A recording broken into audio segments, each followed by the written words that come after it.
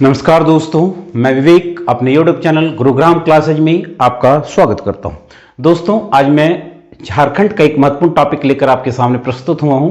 यह टॉपिक है झारखंड की मिट्टी। यह बड़ा ही महत्वपूर्ण टॉपिक है। जीपीएससी प्री और मेंस पॉइंट ऑफ व्यू से दोनों दृष्टिकोण से यह टॉपिक काफी महत्वपूर्ण है। तो आइए चर्चा करते हैं झारखंड की मिट्टी पर। तो झारखंड की मिट्टी को समझने के पहले हमें मिट्टी क्या है और विश्व लेवल पर मिट्टी को कितने मुख्य भागों में बांटा गया है, इसकी हम चर्चा करते हैं। तो ध्यान देंगे कि जीवांश एवं खनिज तत्वों से युक्त धरातल की ऊपरी परत या भूपृष्ठ की ऊपरी परत जो असंगठित है, इसे ही मृदा के नाम से जाना जाता है। ध्यान देंगे कि खनिज पदार्थ जो होते हैं, मिनरल्स जो होते हैं, यह मृदा के सबसे महत्वपूर्ण तत्व होते हैं, क्योंकि मृदा में खनिजों की मात्रा जो है वह सर्वाधिक होती है, जो लगभग 40 से 50% होती है। तो हम लोग समझ गए कि मिट्टी क्या है। मृदा और जीवांश एवं खनिज तत्वों से युक्त धरातल की या भूपृष्ठ की ऊपरी असंगठित परत ही मिट्टी है। और खनिज पदार्थ मिट्टी का सबसे महत्वपूर्ण अवयव होता है, क्योंकि मिट्टी में खनिज पदार्थों की मात्रा सर्वाधिक लगभग 40 से 50% होती है। फिर एक महत्वपूर्ण पॉइंट होता है कि मृदा के साइंटिफिक अध्ययन को किस नाम से जाना जाता है। तो ध्यान देंगे, मृदा का जो साइंटिफिक अध्ययन है, इसे हम पेडोलॉजी के नाम से जानते हैं। क्या नाम है? पेडोलॉजी। PEDOLOGY, पेडोलॉजी के नाम से, अर्थात मिट्टी का जो वैज्ञानिक अध्ययन किया जाता है, इसे हम पेडोलॉजी के नाम से जानते हैं। अब हम लोग आते हैं कि विश्व स्तर पर मिट्टी को कितने भागों में बांटा गया है। तो ध्यान देंगे, बिल्कुल शॉर्ट में मैं आपको बता दे रहा हूं कि विश्व स्तर पर पूरे विश्व की मिट्टी को मुख्य रूप से 3 भागों में बांटा गया है। कौन कौन से 3 भाग हैं? तो सबसे पहला जो भाग है, इसे कहा जाता है zonal soil, ZONAL, zonal soil, अर्थात क्षेत्रीय मिट्टी। इसको हिंदी में कहते हैं क्षेत्रीय मिट्टी। दूसरा महत्वपूर्ण पॉइंट है जिसे कहा जाता है एजोनल सॉइल, अर्थात जिसे हम लोग कहते हैं अक्षेत्रीय मिट्टी। पहला कौन सा है? जोनल, दूसरा है एजोनल, और तीसरी मिट्टी का जो महत्वपूर्ण पॉइंट है, इसको कहा गया intrazonal, INTRA, ZONAL, intrazonal soil. क्षेत्रीय मिट्टी, अक्षेत्रीय मिट्टी और अंतः क्षेत्रीय मिट्टी।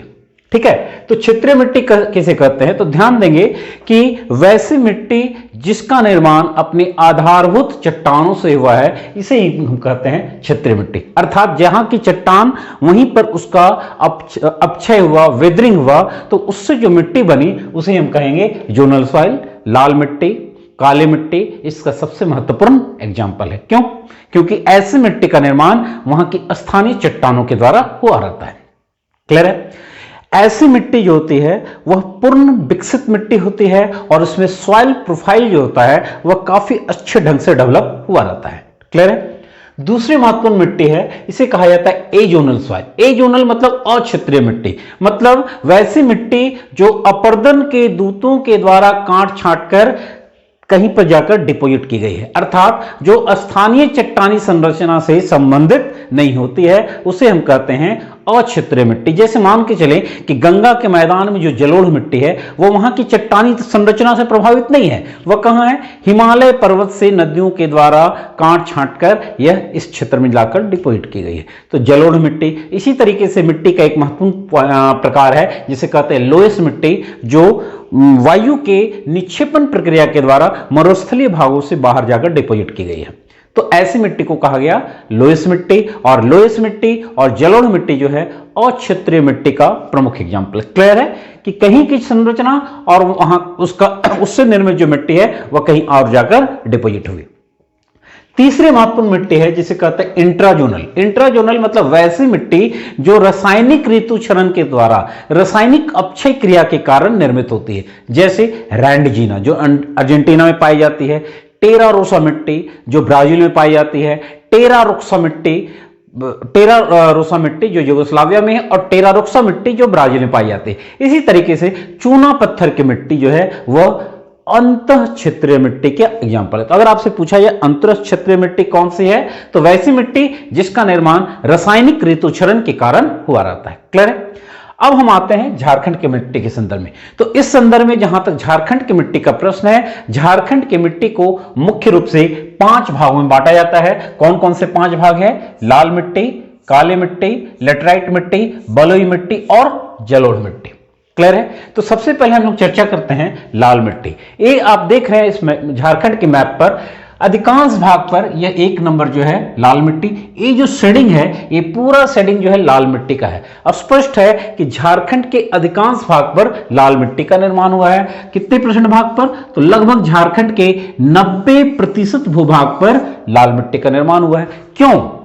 क्योंकि झारखंड की आधारभूत संरचना जो है वह ग्रेनाइट और नीस है, और ग्रेनाइट और नीस चट्टानों के अपक्षय के कारण, उसके कारण जो उनके विखंडन के कारण जो मिट्टी बनती है वह लाल मिट्टी है।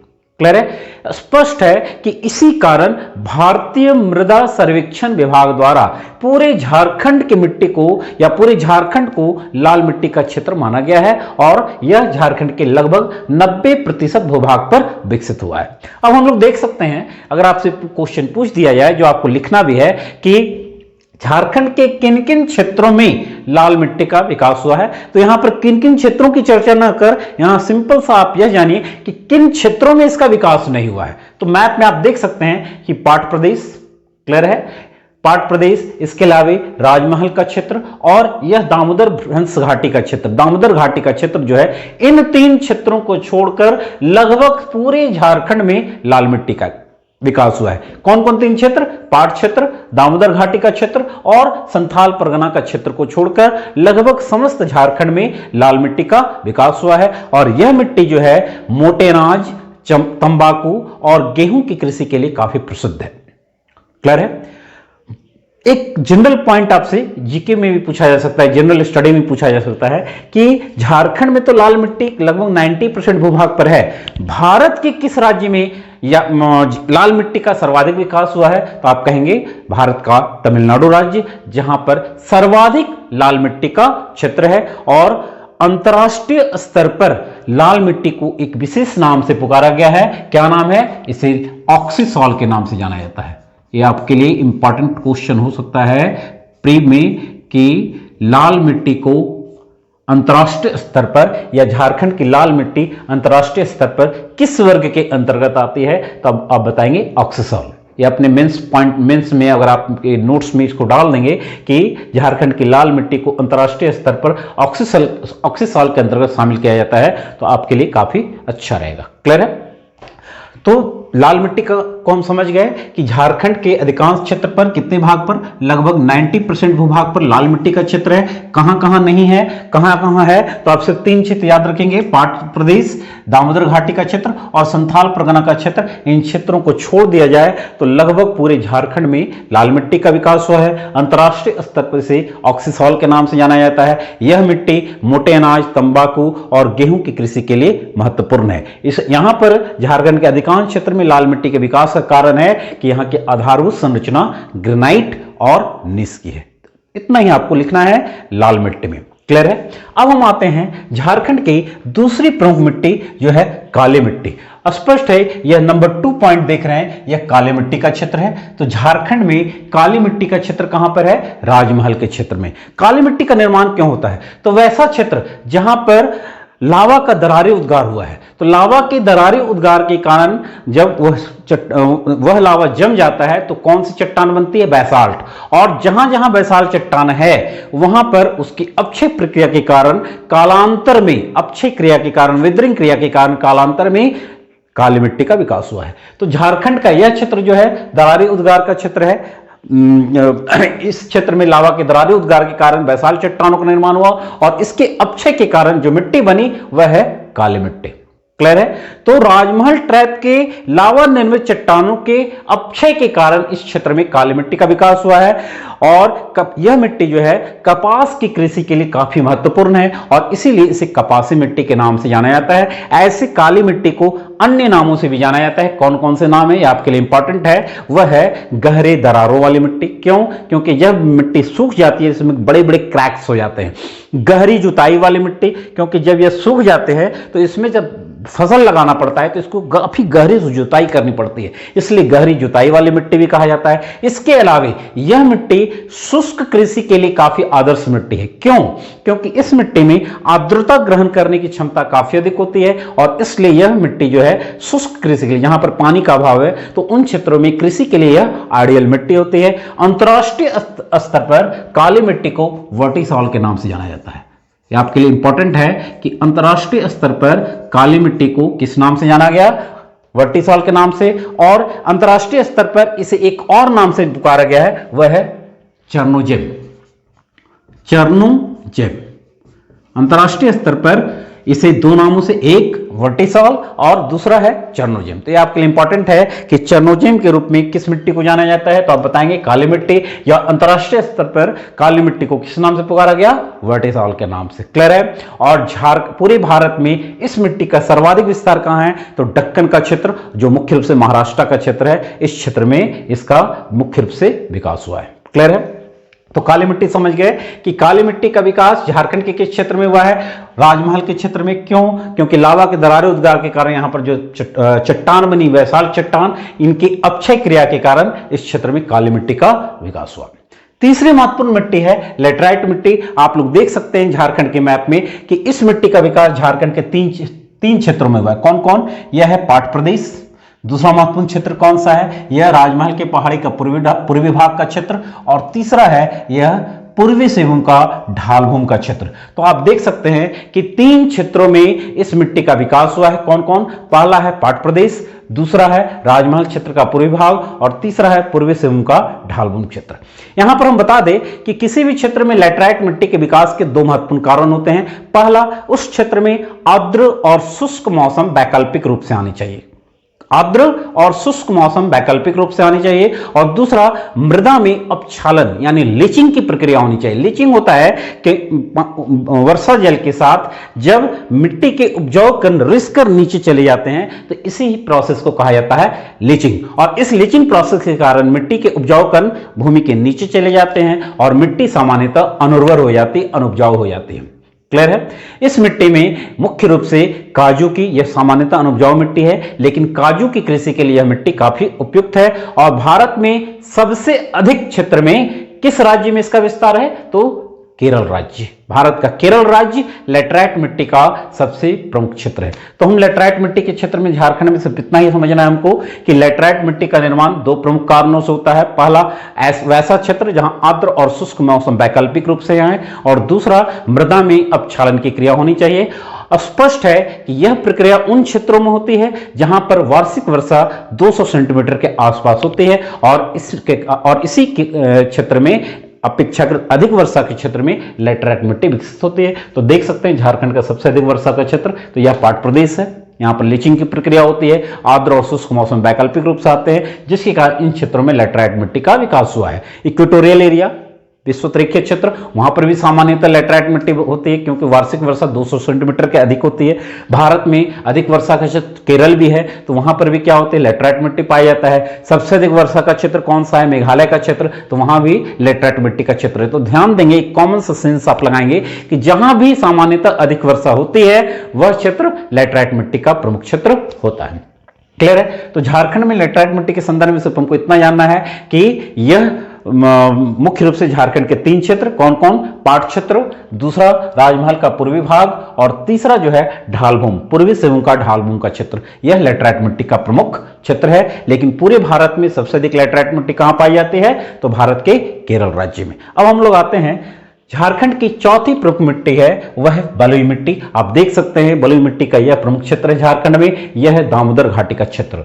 दामोदर घाटी के क्षेत्र में नदियों की अपर्दन प्रक्रिया के कारण इस क्षेत्र में क्या हुआ है? बलुई मिट्टी का विकास हुआ है। क्लियर है? तो आप सिर्फ इतना जानेंगे कि झारखंड का दामोदर घाटी का संपूर्ण क्षेत्र जो है वह बलुई मिट्टी का क्षेत्र है, जिसका प्रमुख कारण इस क्षेत्र में नदियों के द्वारा अपर्दन की क्रिया बृहद पैमाने पर की गई है, और इसी कारण इस क्षेत्र में बलुई मिट्टी का विकास हुआ है। चौथी प्रमुख मिट्टी है वह है जलोढ़ मिट्टी। ध्यान देंगे झारखंड में जलोढ़ मिट्टी का क्षेत्र काफी कम है, मात्र 2% भूभाग पर जलोढ़ मिट्टी है, लेकिन पूरे भारत में अगर सबसे अधिक मिट्टी पाई जाती है, सबसे अधिक मिट्टी का कोई अगर विस्तार है तो वह है जलोढ़ मिट्टी। और इस मिट्टी का निर्माण कैसे होता है, तो नदियों द्वारा बहाकर लाए गए मलबों के कारण जो मिट्टी बनती है उसे ही जलोढ़ कहा जाता है। सामान्यतः इसे मुख्य रूप से दो नामों से जाना जाता है, एक खादर और दूसरा बांगड़। खादर कैसी मिट्टी होती है, नवीन जलोढ़ मिट्टी, वैसा क्षेत्र जहां पर नदियों द्वारा प्रतिवर्ष बाढ़ का पानी पहुंचाया जाता है, तो बाढ़ के जल के साथ मिट्टी की एक नई परत बिछ जाती है और ऐसी मिट्टी के क्षेत्र को कहा गया खादर। लेकिन वैसा क्षेत्र मैदानी भाग का वह ऊंचा भाग जहां पर प्रतिवर्ष बाढ़ का पानी नहीं पहुंच पाता, तो वहां की मिट्टी सामान्यतः पुरानी हो जाती है, उसे बांगड़ कहा जाता है। इसे रेह और कल्लर के नाम से भी जाना जाता है। तो झारखंड में जो जलोढ़ मिट्टी का क्षेत्र है वह मुख्य रूप से बांगड़ मिट्टी का क्षेत्र है और यह झारखंड के निम्न दो प्रमुख क्षेत्रों में है। कौन कौन, तो फिगर में आप देख सकते हैं, राज्य का उत्तरी सीमावर्ती भाग, यह उत्तरी सीमावर्ती भाग जो बिहार से सटा हुआ भाग है, और दूसरा संथाल परगना का उत्तर पूर्वी भाग जो मुख्य रूप से साहेबगंज और पाकुड़ का पूर्वी भाग है, यह जलोढ़ मिट्टी का प्रमुख क्षेत्र है। तो यह जलोढ़ मिट्टी जो है अक्षेत्रीय मिट्टी का प्रमुख उदाहरण है। ध्यान देंगे कि शुरुआत में ही मैंने 3 मिट्टी के प्रकार बताए, क्षेत्रीय मिट्टी, अक्षेत्रीय मिट्टी और अंतर क्षेत्रीय मिट्टी। इसमें से जलोढ़ मिट्टी जो है वह कौन सी मिट्टी है, अक्षेत्रीय मिट्टी, क्योंकि वह कहीं की संरचना कहीं पर जाकर इसको लाया गया, डिपॉजिट किया गया है। तो जो जलोढ़ मिट्टी है अक्षेत्रीय मिट्टी का उदाहरण है, जबकि लाल मिट्टी है यह क्षेत्रीय मिट्टी, काली मिट्टी क्षेत्रीय मिट्टी है, और यह जलोढ़ मिट्टी जो है यह कौन सी मिट्टी है, अक्षेत्रीय मिट्टी का उदाहरण है। तो यह जलोढ़ मिट्टी को अंतरराष्ट्रीय स्तर पर एक विशेष नाम से पुकारा गया है, जिसे कहा गया इनसेप्टिसॉल। इनसेप्टिसॉल। तो ये 3 पॉइंट आपके लिए भी इंपॉर्टेंट है। पहला, इंसेप्टिसॉल किसे कहा गया, जलोढ़ मिट्टी को। वर्टिसॉल किसे कहा गया, काली मिट्टी को। ऑक्सीसॉल किसे कहा गया, लाल मिट्टी को। और काली मिट्टी को अंतरराष्ट्रीय स्तर पर एक विशेष नाम से भी जाना गया है, जो है चरनोजम। तो यह झारखंड की महत्वपूर्ण मिट्टी के प्रकार है। इसके अलावा झारखंड में मिट्टियों के कुछ स्थानीय नाम भी हैं, वह कौन कौन सी है, तो यहां पर ध्यान देंगे। एक मिट्टी है पंकली मिट्टी, जिसको झारखंड में केवाल के नाम से, चीटा के नाम से या हमलाद के अलग अलग क्षेत्रों में स्थानीय स्तर पर अलग अलग नामों से जाना जाता है। जैसे पंकली मिट्टी का एग्जाम्पल कौन हो गया, केवाल, चीटा और हमलाद। उसी तरीके से दोमट मिट्टी का एग्जाम्पल महत्वपूर्ण कौन सा हो गया, खेरसी, चरका, बालसुंदर और आराहसा। तो दोमट मिट्टी का झारखंड में जो स्थानीय नाम है कौन कौन सा नाम है, खेरसी, चरका, बालसुंदर और आराहसा। जबकि बलुई दोमट का प्रमुख उदाहरण है, या इसे झारखंड में बाला और गोरिस के नाम से भी जाना जाता है। तो ये झारखंड का इस मैप के थ्रू आप मेंस में भी एक अच्छा मैप विथ मैपिंग आप, और जो एग्जांपल है ऑक्सीसॉल, वर्टिसॉल, चरनोजम, इसको दिखाकर आप एक अच्छे तरीके से इसको एक अच्छा नोट्स तैयार कर सकते हैं। यहां पर एक और आपको बता दें इंपॉर्टेंट पॉइंट कि झारखंड में जहां पर मिट्टी का क्षेत्र प्रमुख क्षेत्र है, तो यहां पर मृदा क्षरण भी बड़े पैमाने पर होता है। और यह मृदा क्षरण का सबसे प्रमुख क्षेत्र कौन सा है, संथाल परगना का क्षेत्र। अगर आपसे क्वेश्चन पूछा जाएगा कि झारखंड के किस क्षेत्र में मृदा क्षरण सबसे गंभीर समस्या है, तो आप बताएंगे संथाल परगना का क्षेत्र। और जिला अगर पूछा जाए तो आप कहेंगे देवघर जिला। देवघर का जो अपरदित निम्न भूभाग है वह सबसे अधिक मृदा क्षरण का क्षेत्र है। और मृदा क्षरण को एक विशेष नाम से भी जाना गया है, रेंगती हुई मृत्यु, क्रीपिंग डेथ के नाम से भी जाना जाता है, क्योंकि मृदा क्षरण जो है वह मिट्टी के उपजाऊ पौष्टिक तत्व को बहाकर ले जाती है और भूमि अनुर्वर हो जाती है। अगर भूमि अनुर्वर हो जाएगी तो धरातल पर किसी भी प्रकार का, मिट्टी में किसी प्रकार के फसल पैदा नहीं हो पाएंगे और मनुष्य जो है भूखों मरने लगेंगे, हमारी भोजन की समस्या उत्पन्न हो जाएंगी और धीरे धीरे लोग मृत्यु के मुख की ओर बढ़ जाएंगे। इसीलिए मृदा क्षरण को एक गंभीर समस्या मानते हुए इसे रेंगते हुए मृत्यु भी कहा गया है। तो इतना पॉइंट को आप देखकर झारखंड की मिट्टी को आप समझ सकते हैं। अगला क्लास मैं पुनः झारखंड के संदर्भ में प्रस्तुत करूंगा अगला वीडियो। ठीक है, ओके, धन्यवाद।